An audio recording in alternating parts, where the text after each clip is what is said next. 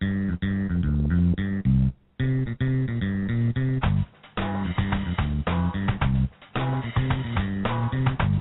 from our Atlanta-based headquarters, it's Couples Academy Radio with Hasani and Pettiford, where love is alive, channels of communication are open, and commitment is the name of the game.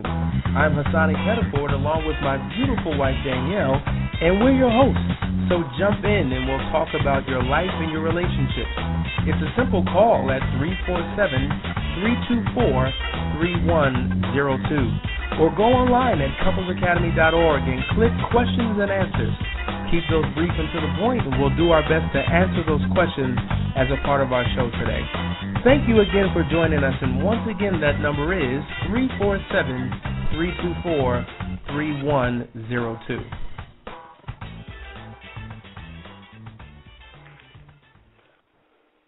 Hey folks, this is Hasani Pettiford with Couples Academy Radio, and I am excited that you have tuned in tonight for another great episode.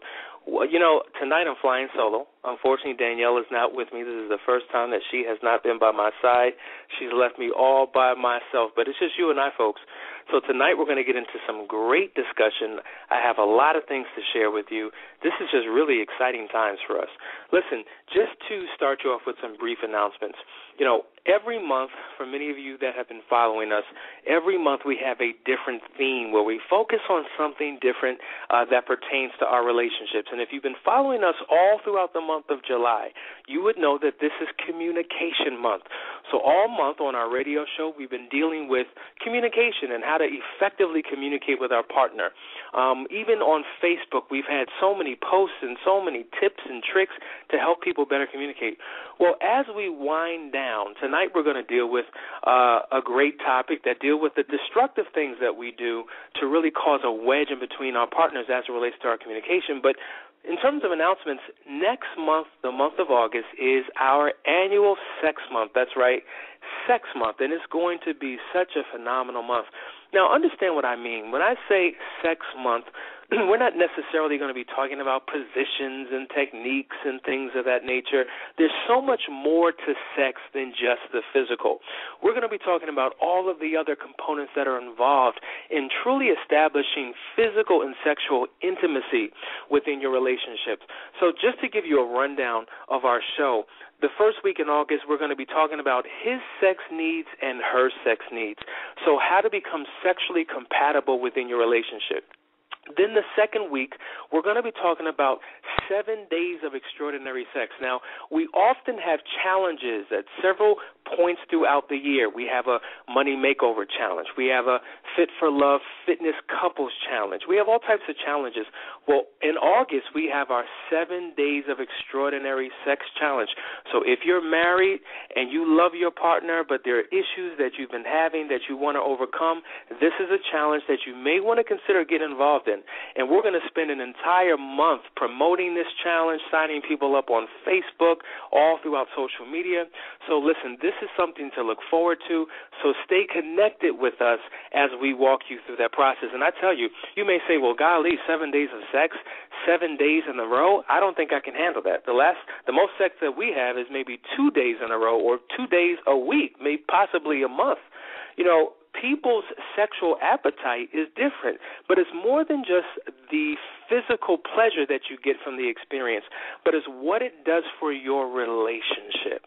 And so we're excited about that. Third week, we're going to be talking about overcoming sexual problems in your marriage.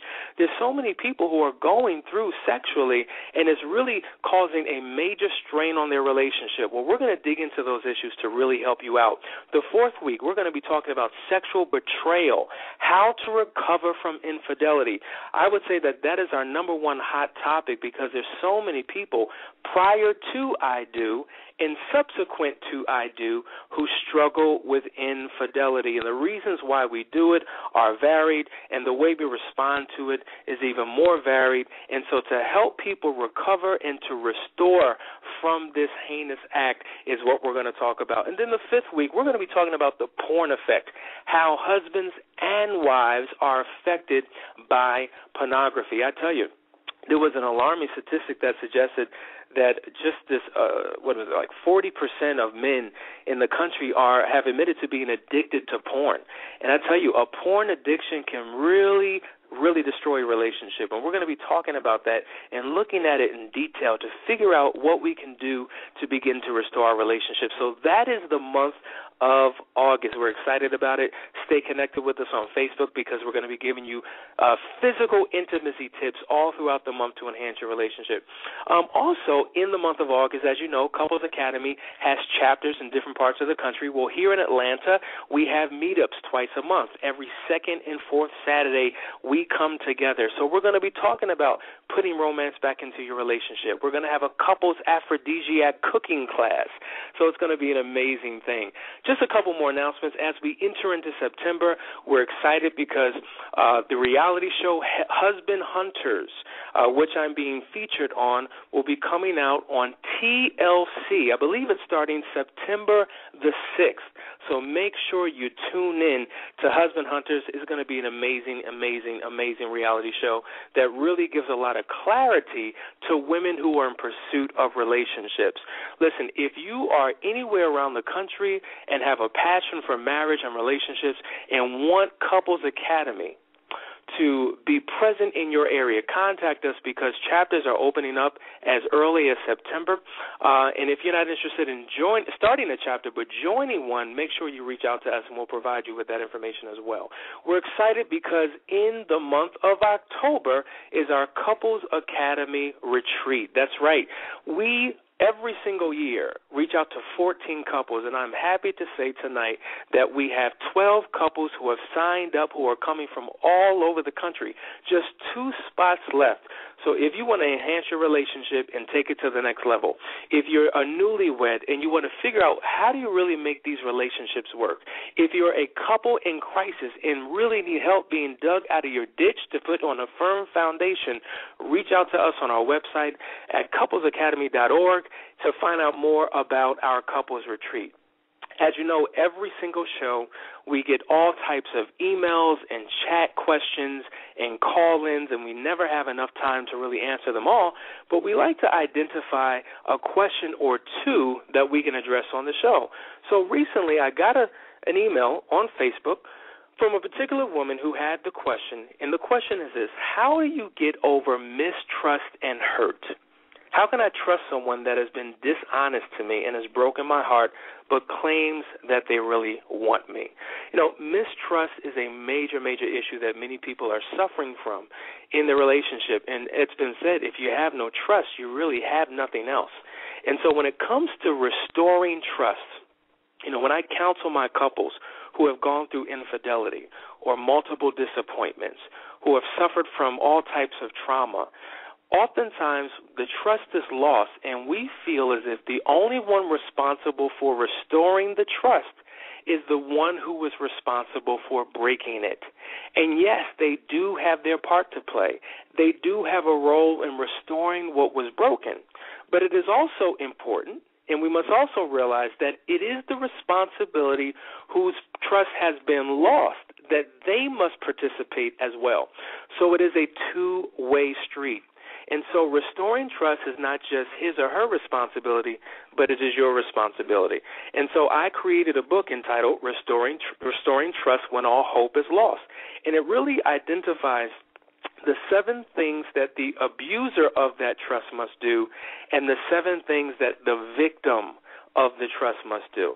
But just to give you a quick synopsis, in terms of restoring trust, one of the reasons why trust is gone is because the person who has been the breaker of the trust has created an unsafe environment for their partner. And when a person no longer feels safe, there is no trust, because feeling safe becomes paramount. If the person who's been betrayed cannot feel safe, then trust cannot be built. So the betrayer needs to demonstrate with concrete action that I'm committed to you, that you are safe with me. And the person who has been hurt needs to be open to the possibility of trusting again, putting themselves in an emotional vulnerable position. Because when you walk around with walls and when you walk around with bitterness and when you walk around protecting your hurts and protecting your pains and guarding yourself, you're blocking the intimacy that you need to have with your partner in order to take the relationship to the next level. The second thing you got to do is learn how to forgive. And I know oftentimes we hear it and we use that word so cavalier, but I think that many of us truly don't understand what forgiveness is. Forgiveness is not about pardoning someone's bad behavior. It's not about condoning what someone has done. You don't have to accept a person's behavior in order to forgive. Forgiveness is not even necessarily about reconciliation yet. We haven't reached that stage yet. It's simply about forgiving them.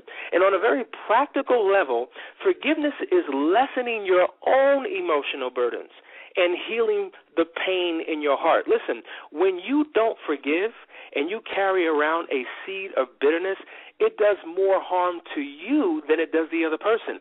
Sometimes people can hurt us and not even realize what they're doing, and so a week later, a month later, a year later, they're just living life, not even thinking about what was done, but because you haven't let it go, it's now causing physical hurts and emotional pains and spiritual confusion in your life, and so your entire world is now in an unsafe and unhealthy place because you haven't taken the time to heal and to forgive. So keep in mind that when it comes to the process of forgiving, it's not just about forgiving the person for what was done to you, but forgiving them so that you can heal yourself. The next thing is to have hope and a renewal of something better. Because when crisis enters into your relationship, sometimes that could be a gift. Because crisis can be a turning point in the relationship. And I've seen so many couples that have had a better relationship because they rebuilt it on a firm foundation as a result of the pain, as a result of the hurt, as a result of the mistrust than what they had prior to it. So when you keep those simple things in mind, you can begin to build the trust and restore the relationship that you have with your partner. Now listen, we're talking today about the things that we do, the 7 killers, the 7 killer communication tips that really destroy our relationships. And we want to go point by point if we have enough time to get through with it. But some of the things that we want to be mindful of is that, number one, anger. Anger is one of the worst things that we can ever inflict on our partner. Why? Because when you are angry, you're actually punishing your partner. And oftentimes the anger that we exhibit in our relationships creates, once again, an unsafe environment. It's almost like putting your partner in a prison that they are not allowed to be released from. Because when a person is inflicted with angry outbursts by you, what that simply means is they're no longer safe. They don't know how you're going to react from one moment to the next. You go from a 10 to a 2 to a 10 to a 2. So there's emotional volatility within that relationship. And we know that ultimately a lot of the abuse that people face in their relationship, whether it be physical abuse, emotional abuse, verbal abuse, is a result of angry outbursts. And when you really think about angry outbursts, you're dealing with a person who lacks discipline and control, lacking the discipline and control of their own emotional state. And when you really psychoanalyze people who are enraged and people who are mad, a lot of times what's at the deep core of it all is hurt. You ever heard the expression, hurt people hurt people? Well, oftentimes the hurt that we experience in our relationships, we have an outward expression of anger that we take out on our partners. And it's interesting, a study was done on prisoners. And when they began to poll many of the prisoners that were in jail and guilty of committing heinous crimes, whatever it may have been, most of them admitted that the reason why they were in jail was because of anger. Something that caused them to snap, something that took control of them and they just reacted without thinking. And as a result, whoever was in their circumference became their victim. And oftentimes we're in relationships where we've been suffering from all types of abuse, and we don't know how we can really work this thing out. And no matter how much you want to work your relationship out, there's only so much that you can do when it comes to your partner's anger. Why? Because it is an internal issue that is expressing itself outwardly. So until a person begins to identify that, you know what, I do have an anger problem, and begin to go through some anger management courses and really begin to work on their emotions, then and only then can true healing come. So anger is one of the things that really kills relationships that we need to work on. Another thing that's important for us to realize is that the second killer communication tip is disrespectful judgment. Now, another word for disrespectful judgment would be criticism. Have you ever been in a relationship with someone, or are you currently in a relationship with someone who's constantly criticizing you, that no matter what you do, there's always something wrong with your position. There's always something wrong with your opinion. A person who is guilty of disrespectful judgment is an individual who's trying to win you over into their way of thinking and doing and being. So if you're a Democrat, they're trying to make you a Republican. If you're conservative, they want to make you liberal. I mean, these are people who criticize everything that you do. They criticize the way that you eat. They criticize the way that you drink. They criticize your style. They criticize your fashion choices. They criticize your music. They criticize everything. And oftentimes people who are very critical and very judgmental are people who are not secure within their own self, or they're not happy with their own lives. And because they haven't found an internal peace and an internal happiness, they spew it out on everyone who's around them. And oftentimes the spouse becomes the number one victim because they are the one who is daily in close proximity of their life. And so disrespectful judgments can be a destroyer of relationships. I remember in the early part of my marriage, that was my biggest issue. I was very, very critical. You know, there was nothing that Danielle could do right. I found a reason to blame her for anything and everything, really making her an scapegoat. Because really it was me who had issues that I didn't control and didn't want to deal with and didn't want to face. And so rather than me working on me, all of a sudden I released it on her. And she felt trapped. She felt miserable. She felt desperate. She had a loss of hope. She wasn't motivated to work on the relationship because she thought that if I just forgive him again, he's just going to do it again and again and again. And so it got to a point where we were on the verge of ending it all. But it wasn't until I woke up and realized my own faults and my own flaws and began to work on my own relationship with myself. And see, that's the key. The key is this. If you ever want to know what it takes to have a happy, successful relationship, it's not about working on the relationship. It's about working on yourself. Because when you make the decision that, you know what, let's work on our relationship, you're working on something that is outside of yourself. But when you begin to work on you, realizing that, you know what, my partner or my spouse is not my problem, but my sin is my problem. My shortcomings are my problem. My weaknesses are my problem. When you begin to work on you and begin to make changes in your life, you change the entire atmosphere and climate of your relationship. And so oftentimes we're in relationships where we're expecting our partners to change, and we're sitting back waiting for a change to take place in them. But as long as you're doing that, change will never come. The only way that you can truly change your partner is by changing yourself, because when you change yourself, you're forcing your partner to respond to your change. Does that make sense? So listen, if you're dealing with disrespectful judgment, if you're dealing with being a very critical person, begin to look inward and to work on your own issues, right? You know the scripture that says, why are you busy looking at the spot in someone else's eye when you have a plank in your own? And it kind of reminds me of the story that I once heard about a grandfather who had grandchildren, and every single summer vacation, these grandchildren would come over for 2 weeks before going back to school. Well, these grandchildren were known for playing practical jokes. And so one day while Grandpa was sitting in his chair watching the television, he falls asleep. So the grandchildren say, you know what, we're going to play a practical joke on Grandpa. So the grandchildren gather amongst themselves, they run into the kitchen, open up the refrigerator, and grab a piece of Limburger cheese. Now, if no one has ever heard of Limburger cheese before, Limburger cheese is probably one of the funkiest, the most rancid, the most disgusting pieces of cheeses that you could ever smell, let alone taste. I mean, it reeks. And so what they decided to do is they grabbed a piece of this Limburger cheese and snuck up on Grandpa while he was asleep in his chair and stuck this cheese in his mustache and ran off. And about 45 minutes later, all of a sudden, Grandpa wakes up and he starts sniffing and smelling around like, what is that smell? It stinks in here.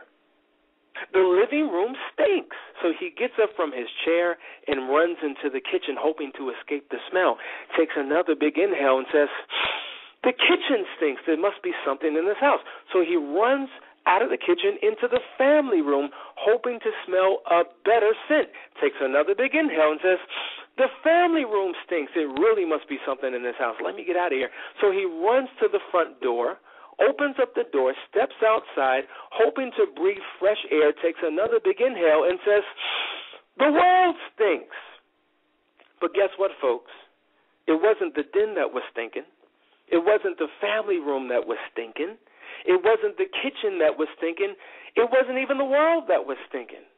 What was stinking is what was attached to him. And oftentimes we have things that are attached to us that are stinking and funky and rancid, right? And what happens is when you've been smelling long enough, all of a sudden your nose begins to adjust to the scent. So much so that you don't even smell yourself anymore. You become oblivious to your own self. You become oblivious to your own issues, your own faults, your own flaws, your own idiosyncrasies, inconsistencies, contradictions, faults, and flaws. You become oblivious to yourself, but everyone around you can smell your sin. Everyone around you can see your issue. Everyone around you can smell that negative odor that you exude on a given day. Why does he treat people the way that he does? Why does she talk to people the way that she does? Everybody can see your mess but you. And so it reminds me is that in relationships, if you really want a relationship to work, you can't look outward. You've got to look inward. And you've got to begin to work on you. Because when you point the finger, you've got to realize that there are always three fingers pointing right back at you, which means that you have to look at yourself and work on yourself 3 times as hard as you attempt to change and work on someone else. So the key principle is this: the lowest common denominator in every relationship that you enter into is you, because you take you everywhere you go. And oftentimes we get caught up in these rerun relationships. We get caught up in relationships that we're repeating over and over and over again. The game doesn't change even though the partners, or players of the game do. So if we were with Mary and we experience one type of pattern and then wind up with Jane and have the same type of pattern and then wind up with Hafiza and have the same type of pattern, we can't look at all of them. We got to take a look at ourselves. But what happens when you've been in a long-term relationship and there's a pattern that keeps taking place and there is no change? You have to look within yourself. You have to look internally and begin to work on you. And that's what I began to do. After a couple of years early in my marriage, realizing that nothing was changing because all I kept on doing was trying to tell her what she needed to do, and didn't take a look at myself. But once I began to wake up and to realize that it was me, and began to sing that song, it's me, it's me, it's me, oh Lord, standing in the need of prayer. Not my mother, not my brother, not my father, not my sister, but me, oh Lord, who's standing in the need of prayer. So when you begin to focus on you and make those internal changes within yourself, it will have a profound effect on your relationship. So if you're dealing with disrespectful judgments, if you're dealing with criticisms, begin to work on yourself. The third communication killer in relationships is dishonesty. Now, this is something that we could talk about for weeks because it seems as though many of us get into relationships, and we've talked about this all month long, how we typically put on these false faces. We wear these disguises. We put on these masks, and we give one impression of who we are, though we don't really represent that impression. And so we enter on a false notion, and then we remain within this relationship lying. And some of us have been lying so much and so long that we begin to live the lie. And when it comes to rebuilding trust, as we've just mentioned, knowing that this is one of the killers of a relationship, we've got to really understand why people lie. You know, there are three general reasons why we find that people lie. Number one, people lie to protect. People often lie to protect the other person from the pain of criticism, unpleasant information, possibly a health scare. You know, I don't want to, cause them to be, scared or nervous about my physical health. They may lie because of a financial setback that they're embarrassed to share with their partner because of how the truth may hurt them. So they lie to protect. The second type of a lie is a lie to avoid trouble. And avoiding trouble is the second motive of dishonesty, which comes from the threat of being caught when doing something wrong.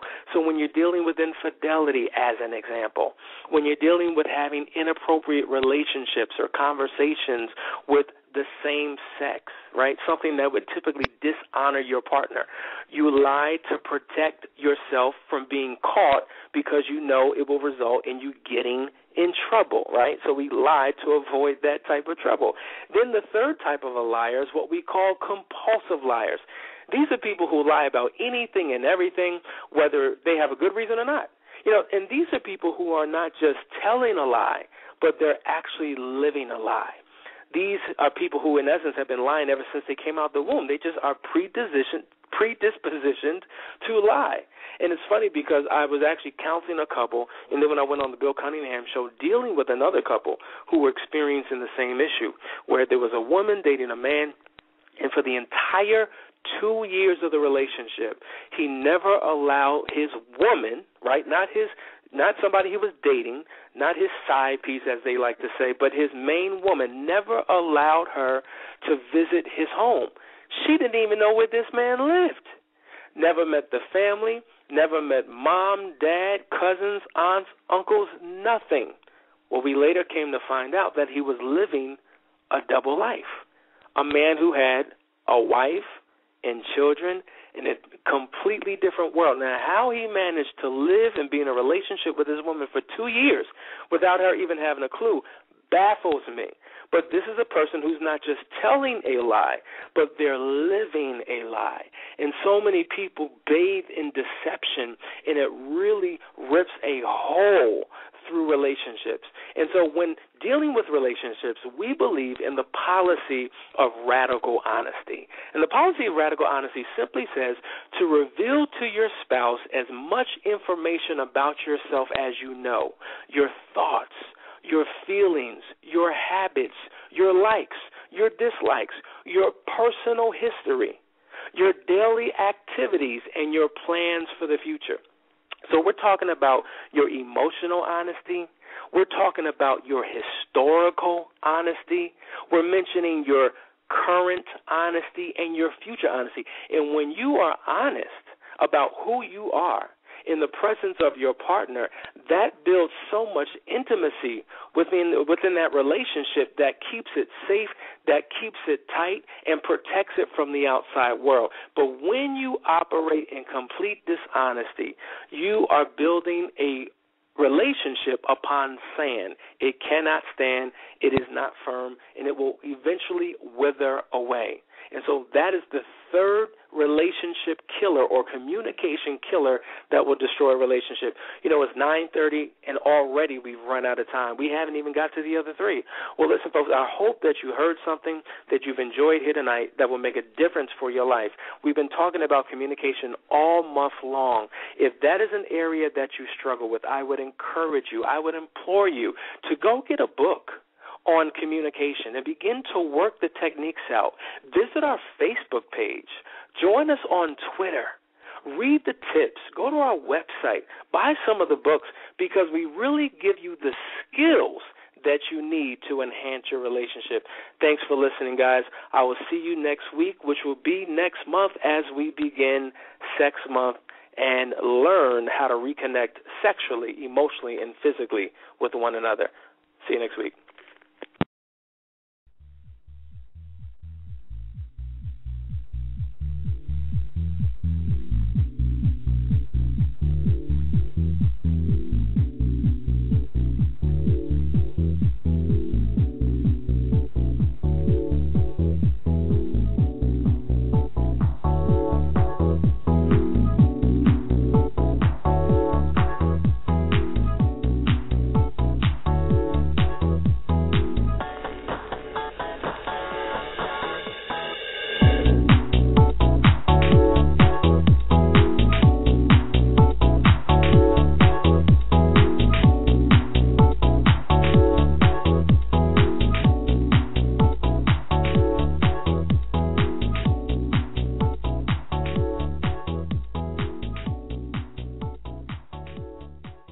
Blog Talk Radio.